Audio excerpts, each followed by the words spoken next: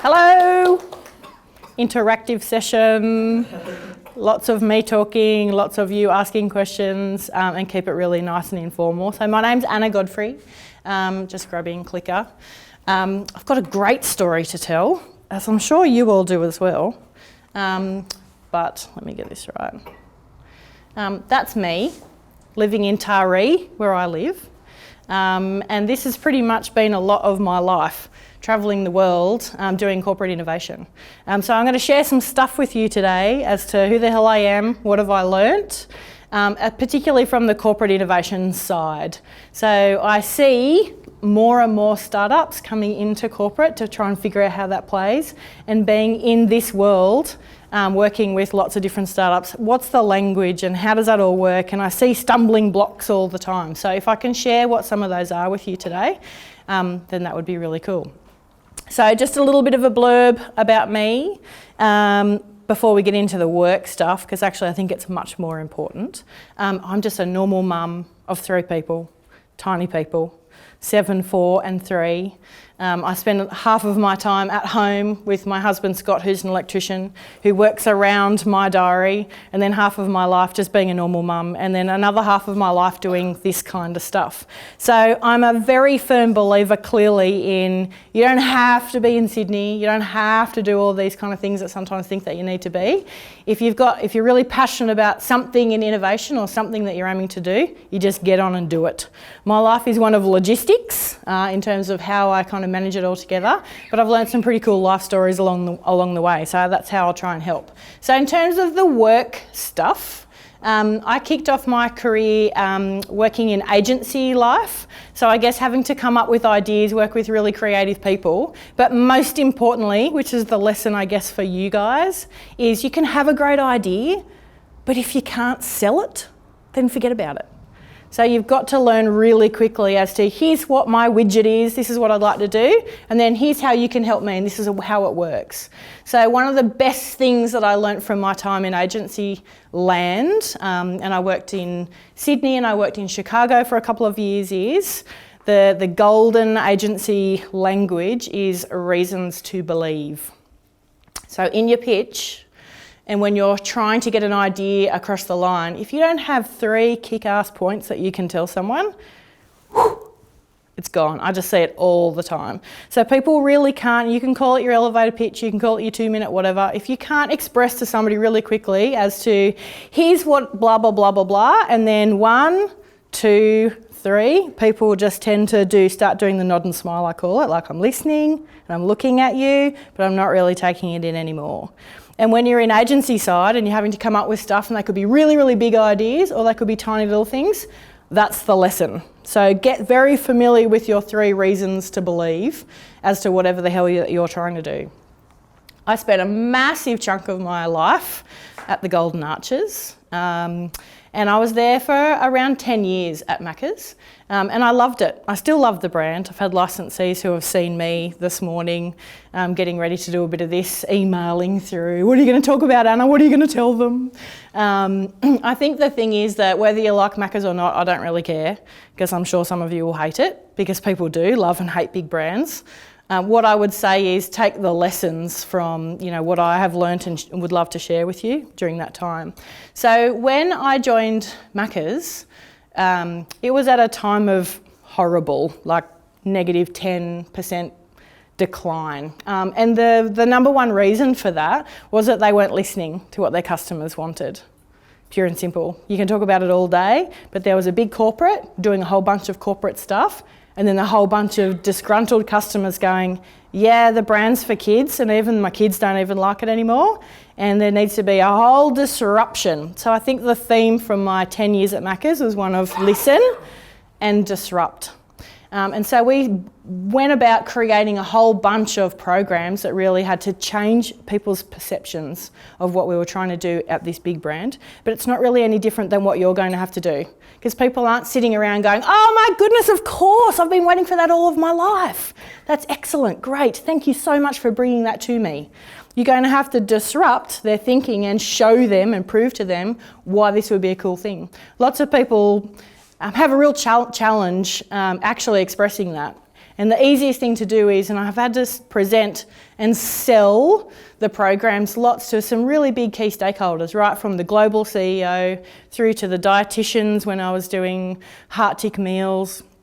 You can imagine, right? I turn up to the Dietitians Association and 10 of them resigned when I walked in the room. Great start. So when you're talking about not being aligned on common goals and what you're trying to get to because people don't want to listen to your story, good examples of how that is. But I think what you've got to do is get to the big end outcome and say, via this piece of innovation, here's what I'm trying to achieve here. And then help take people on the journey with you. Because actually people love to hear people's stories. I'd like nothing more than to sit down here and hear what you're all doing, and hopefully I'll get a bit of a sense of it. But that's the cool human part. And I think in innovation, in corporate and startup, that's where it gets lost. Because in corporate, there are some very big processes that happen. It's like, it's literally like a machine. And then when you're in it, you look at some smaller suppliers or partners or startups, and you go, how the hell are you going to be able to navigate through this stuff? And a lot of it just stops right there because it's just too hard, like way too hard. So you're chasing the money and the funding and all the great things that come with that. Corporates just want the solution to go away, like here you go, and now go and make it happen.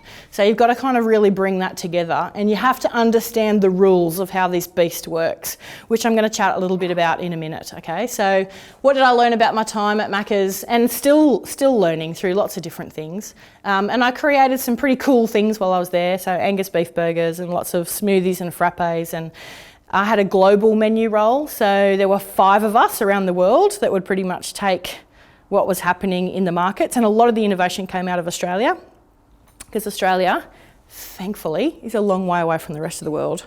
So that means that innovation happens here in our own little hothouses and our own little accelerators, because 24 million people, like really, we're a drop in the ocean. Who cares? If it fails in Australia, it's fine. Like in corporate world, that's like a good job. Well done. We'll try that again somewhere else. I know that sounds so bizarre, but that's actually the conversation that happens. I'm talking about in the big corporates. So that's a great environment to try and test and fail and do all of those kind of stuff that you need to do.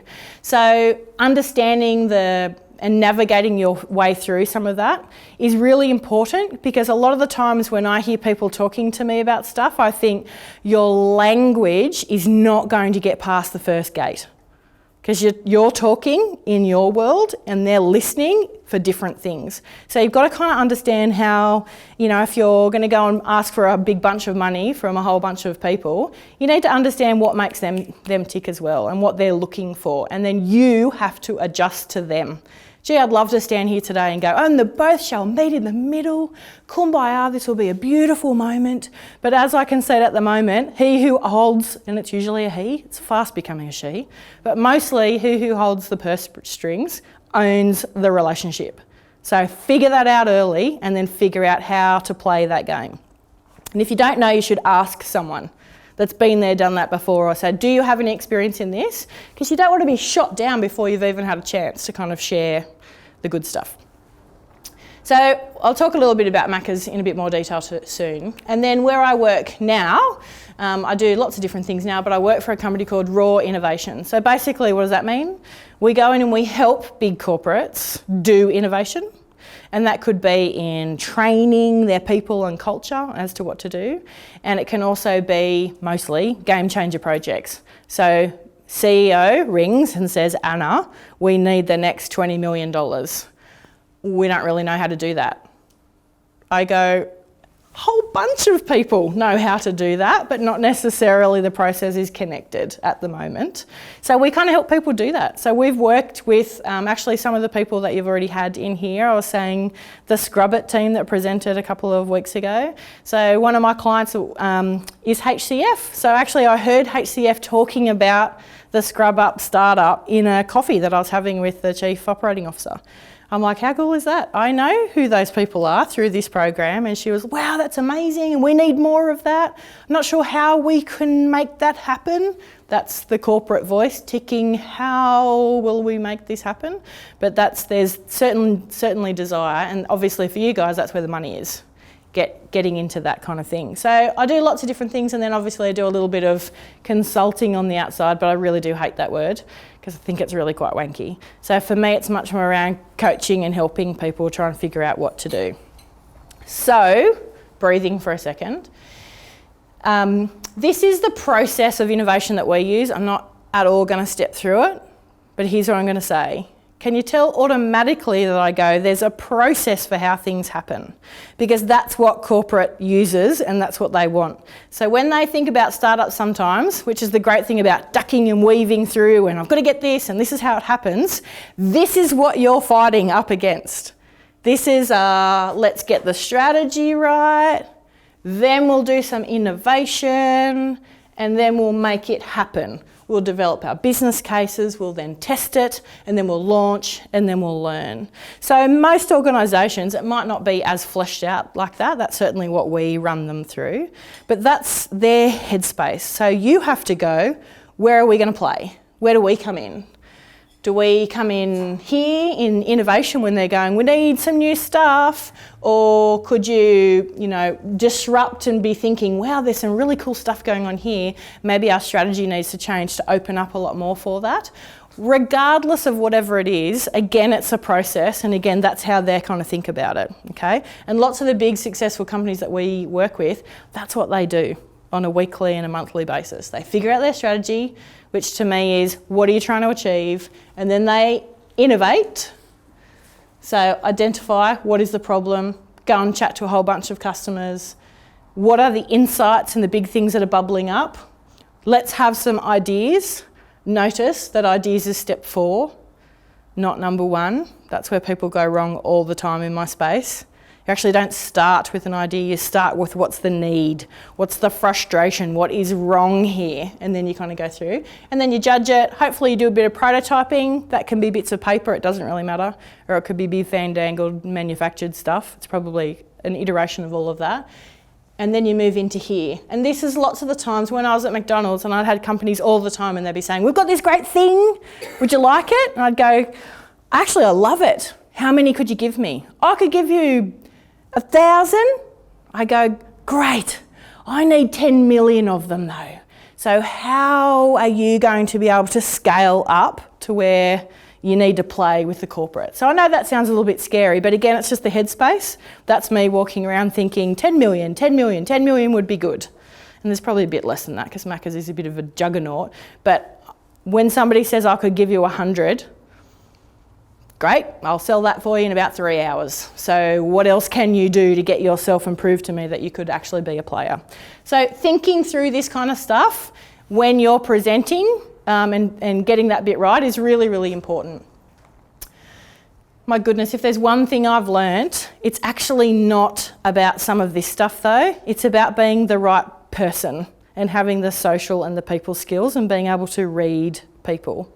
So I think if there's one thing that I have learnt in this role, it's trying to read when people are engaged or not, and then trying my best to figure out how to bring people in and what journey I have to take them on.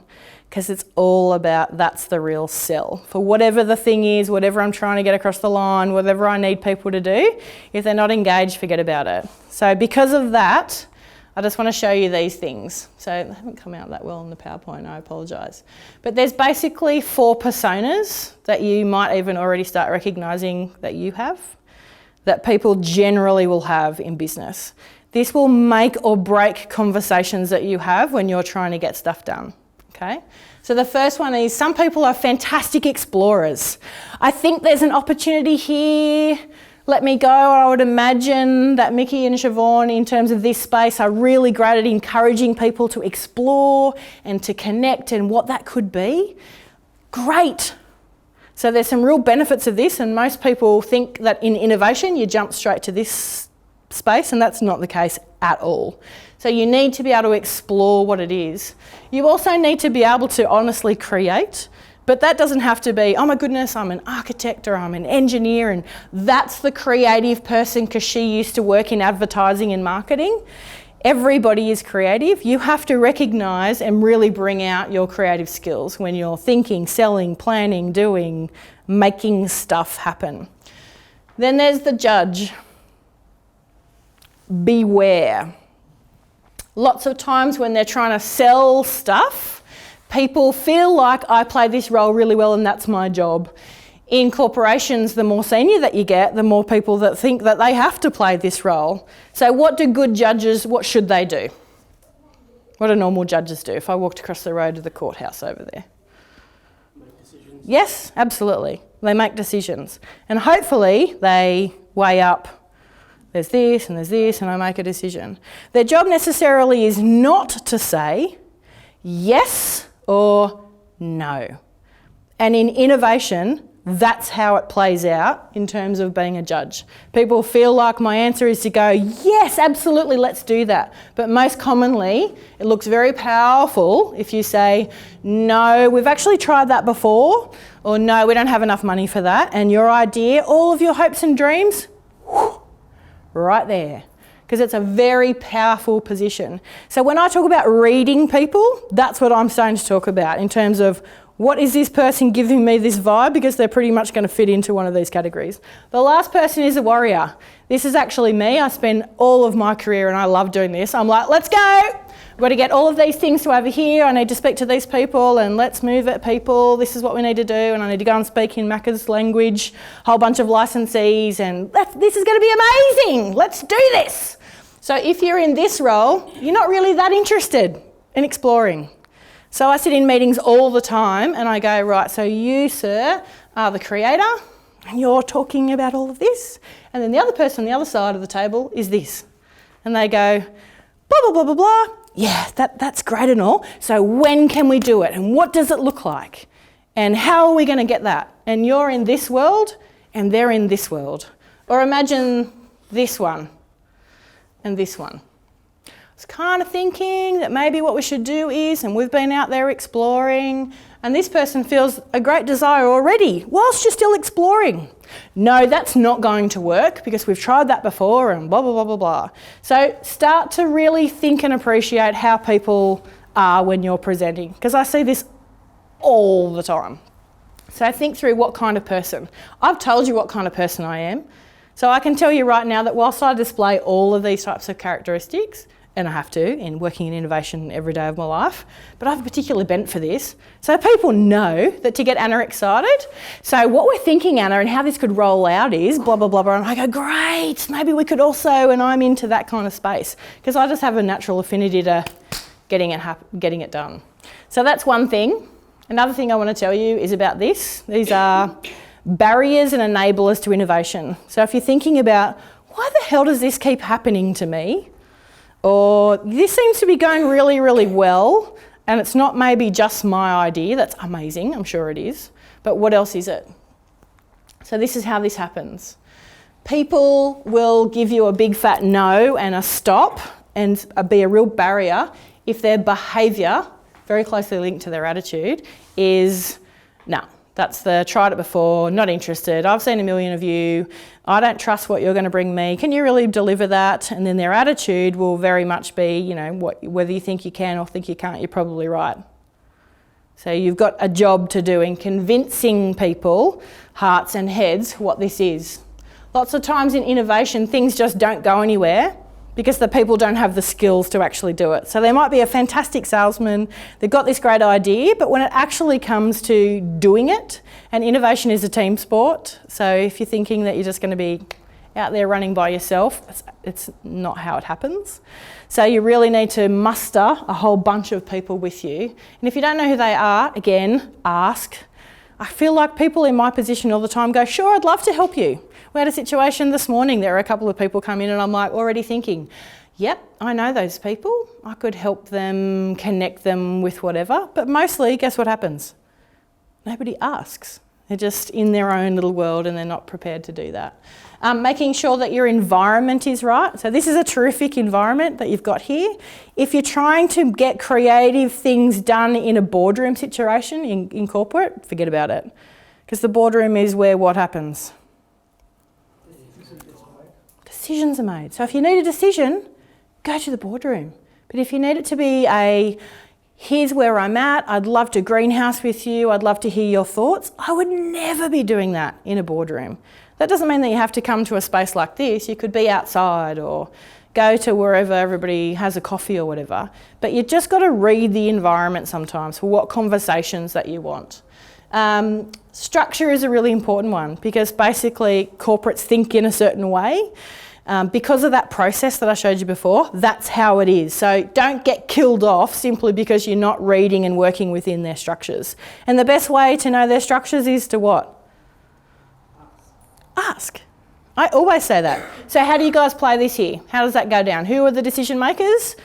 And it's like, not like, I can't believe she's asking me those questions. It's like, right, she's just reading the play. So I can figure out what I've got to get through, the structures and the people and all of that kind of stuff.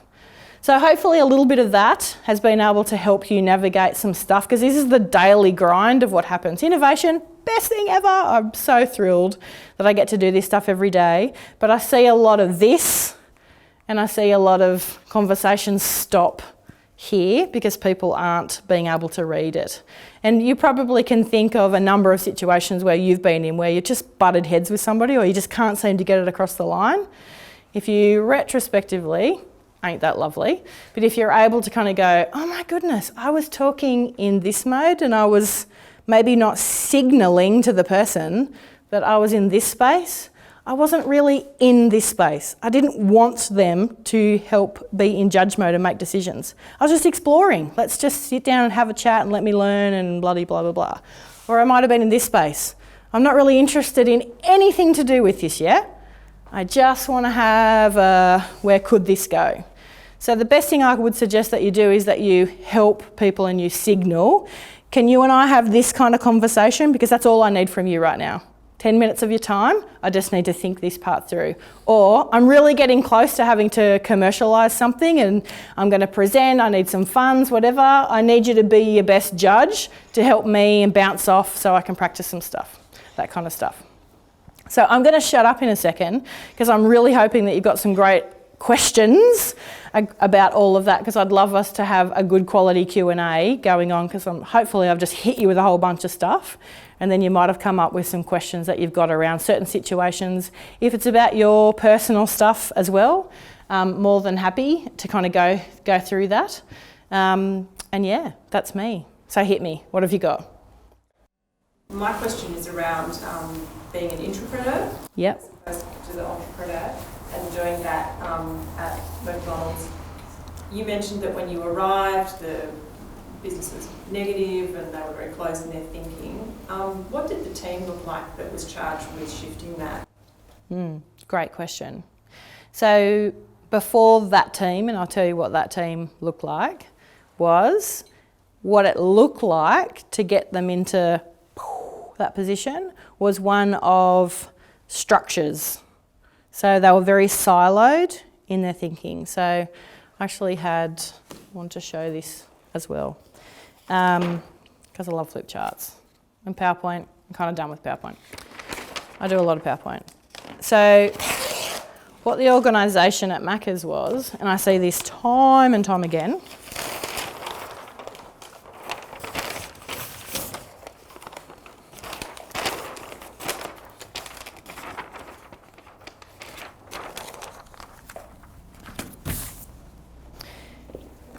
is that think about the marketing team, think about the supply chain team, thinking about the finance team, think about the legal team, think about the operational team. Everybody is trying to get to here by going like that, right? That's what lots and lots of, and people, I come into businesses, corporates all the time and they go, we just can't seem to get to that because you're all doing your own thing. That's what you're doing. The minute that you flip that model, which is what we did, and we went, that's where we're trying to get to, and then we're going to have teams of people working, and they might be like this, but we're all going that way, and we all have to work together to do it. It completely changes the culture. So lots of people will have this siloed approach, and it's like you've got to smash the silos. So the team that they brought in, and I was part of that team, were people that could collaborate really well together, people that could sit down and shut up and listen to somebody else, as opposed to being this is the other thing. You guys have all heard of De Bono, right? I'm sure you've all heard of good De Bono. It's a big one on lateral thinking. If you haven't, look it up. So what happens is that people, the older that they get, and some of you don't have this yet, and it's a gift, a wonderful gift, that when you have all these different things and you've learned all these things, right, in the mountains, all of that rain, this is lateral thinking, get really, really big, deep rivers of experience.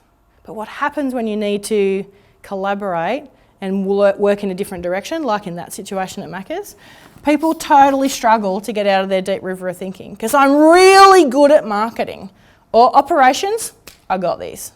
But I can't think of how being an operations person and working with supply chain. Actually, I'm not very good at that. Putting myself in the shoes of somebody else.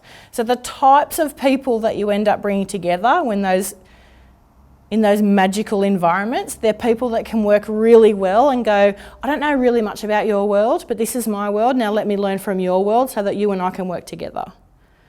And the people that can do that, they do amazing things. The people that go, but I'm the ops expert, so you ask me and I'll tell you what the answer is. I go, never going to happen.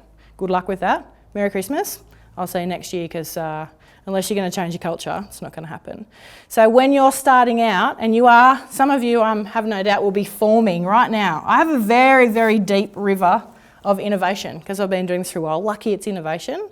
But the minute that somebody starts talking to me about financial stuff and Excel spreadsheets and whatever, my eyes tend to glaze over and I go, oh, it's not really my thing actually. So I would immediately phone a friend and go, help me get out of my river and see it how you need it. Like Margaret will talk in a whole language because I know she's a financial expert and I go, my bad, I'm out. So what do I need to do to help and learn and figure out how we could better work together? So be really conscious of that, and when you're working in teams or forming teams that you are going to work with, be really careful about your river of thinking, knowing that the big companies, when they do stuff like that, they specifically hire on maybe somebody that doesn't even have as much experience, but they're really open to new ways of thinking. And they can collect all of their rivers together and they can achieve some really big things. Like when I was at Macca's, we moved that beast from a $2.4 billion to a just under $5 billion business. That's a significant shift by doing things like that and by listening to your customers. I'm just going to show you that because it's a couple of other things. I didn't talk about customers before and I really wanted to. So no matter what world you're in, here's a couple of top 5 tips from me. You have to immerse in your customer's world all the time. And people give this lip service all the time. Yes, no, I definitely know what my customers are thinking. Here's this thing and this is what they need. Well, really? Well, how many people have you spoken to? And are you constantly talking to them? Because actually people's opinions change all the time. So in innovation, lots of times we talk about immersion and we're saying, go out, be with them, sit with them on a tractor, sit with them in a cubicle, punching out spreadsheets, be in a theatre with the scrub nurses, seeing where it's clanky and it's not right and where are they running in and out and in and out. Because you're not going to be able to deliver on whatever your innovation is unless you truly understand. And when you're doing it, there's 3 key things to do. Think smart, act dumb. So what do I mean by that? I might have a really deep river of thinking. In fact, I really do when it comes to chicken.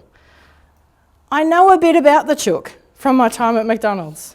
But if I'm talking to somebody that I need to immerse in the world of beef and chicken, do you think I'm going to go, oh my goodness, I've done this for 10 years, so just give me like what you've got and I've probably heard it before, but hit me. The person's going to go, well, the hell am I going to talk to you about it? You already know about it. But if I go, think smart, act dumb, just wondering if I could ask you a couple of questions about chicken, what your thoughts are and how does that work? People go, oh, sure, I'd love to help you with what I know. So the approach is really, really important.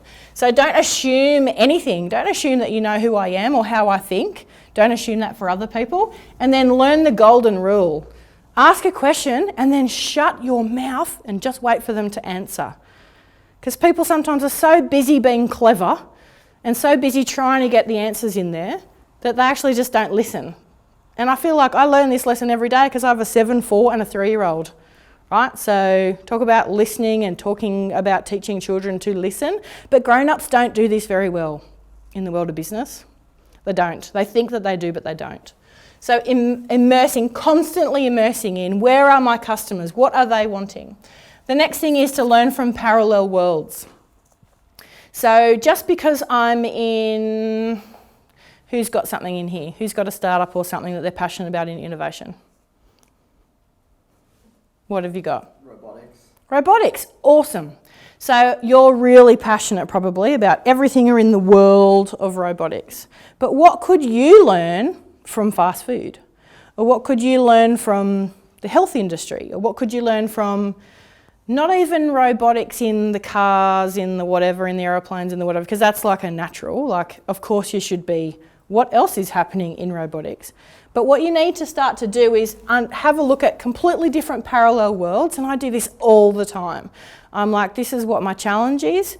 Who else in the world might face something similar? And then let me go and immerse myself in their world. And then steal it with pride. Like honestly, if they've got it, like happy days, thanks so much. I'll just take a bit of that and bring that back into my world. Because it's not a direct competitor, right? So who cares? So you've got to be really familiar about looking outside and going, if I'm in accountant and I need to better convert blah-de-blah, who else does conversion really, really well? Well, outside of banking and finance, who converts it? Cars, so a salesman. So what can I learn from how that, so you've really got to like push and think about it. And if you do that, I can guarantee you that you'll pick up a whole bunch of new stuff on robotics that you might not necessarily have thought about before because you've immersed yourself in a parallel world. So you have to create the headspace. This seems so simple, but life is busy. And so you don't give yourself enough business to work on your business as opposed to in your business, especially as a startup. It's not like you're like, yes, I've got another 8 hours of my world to give this. You're probably chasing funding and you're probably trying to figure out who those contacts are. But at some point in time, you have to give yourself 10 minutes of, hang on a minute, what am I doing this for? How is this going? So working in the business and on the business. Because your best ideas won't be sitting here going, great, now brain, have ideas. It's not how it happens. How it happens is I'm in the shower and I'm washing my hair and I'm in alpha state, so my brain is relaxed, not busy beater, busy. The minute that your brain goes, whoosah, some of my best ideas are when I'm driving from Tara to Sydney, don't have to think about anything right now, I'm just driving. That's when you have your ideas. So knowing that, and I know that I have great ideas in the shower, that's why I have a pen and pencil in the shower, so I get out and I go, oh God, what was that? And I write it down because my brain is relaxed. So whatever that is for you, you'll become really conscious of this conversation after today and you'll be like, look at me, having all great ideas when I'm walking the dog or whatever it is for you. Number 4 is about fail early to succeed sooner. So you want all of the failures to happen really quickly along the way. Great! Don't be one of these like, oh no, I'm really comfortable with failure, because people say that all the time and they don't really mean it. Like fail, dramatically fail. Fail lots and lots of times so that you get better at picking yourself up and moving on with it. And the best way to do that is to try something, did not work, learn from it and then adapt. And you just keep doing this all the time on pretty much every single thing. I would love to think that you pushed it so hard at each level as you're doing it that you're like, oh, I let that go and I failed it. Good. Pick yourself up, learn from it and go again. Because not enough people are actually comfortable with failing. It's a lot of chat about failure.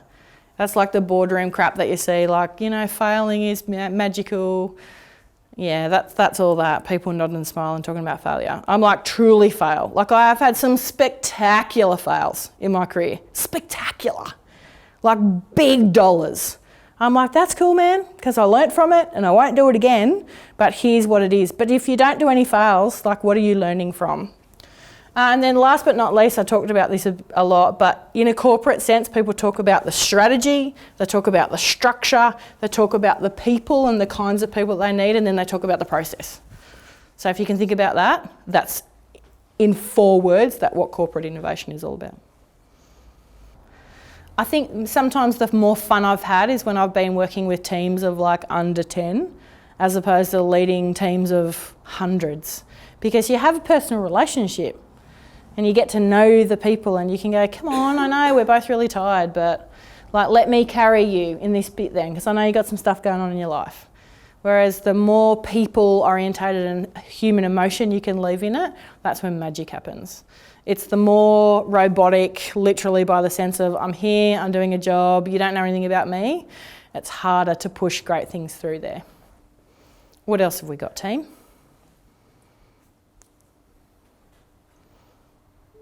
Go, Mickey. So when you're at McDonald's, Yep. did you have many startups coming across your desk with ideas? I reckon less startup, but more that mentality bit on the supplier side.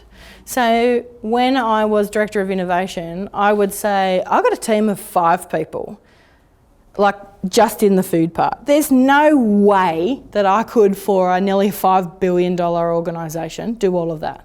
So the first thing that I would do is, hello suppliers, bring your amazing people in and let's collaborate together. So I would often set briefs and go, here's my challenge, I don't know how we're going to fix this, but who would like to come and play?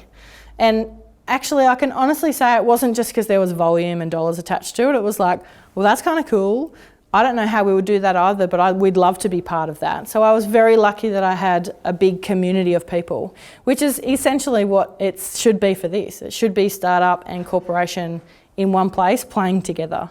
So I was very much, I'm going to give it to you warts and all, I'm not going to tell you just the nice stuff.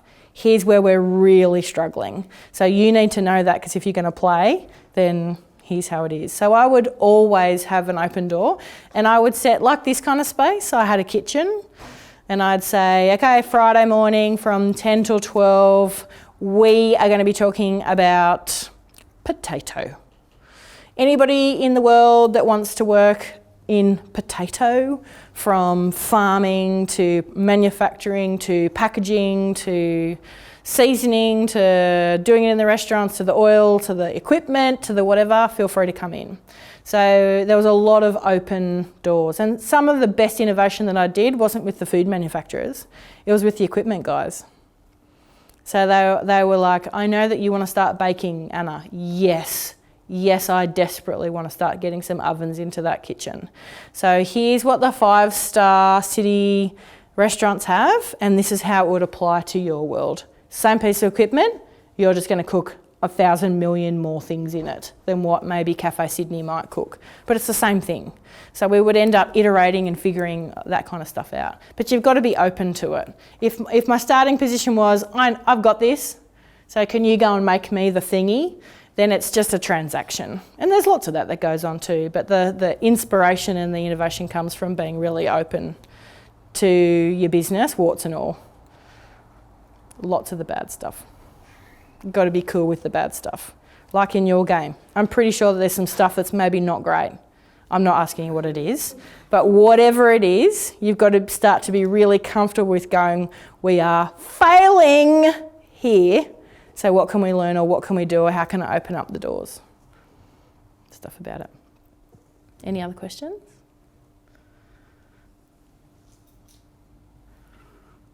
Time check.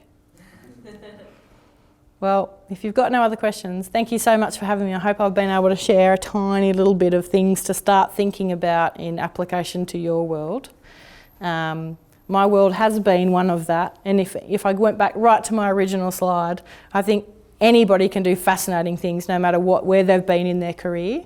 And if you're really passionate about something, go for it and ask for help along the way when you don't have it. You all know me now. So, and I say this, and genuinely, I think I will eye roll, because in a week's time, if you're sitting there thinking, oh my goodness, I wonder who's in her black book that she might know. I know a few peeps. And then no one ever calls, and I think, how outrageously dumb is that?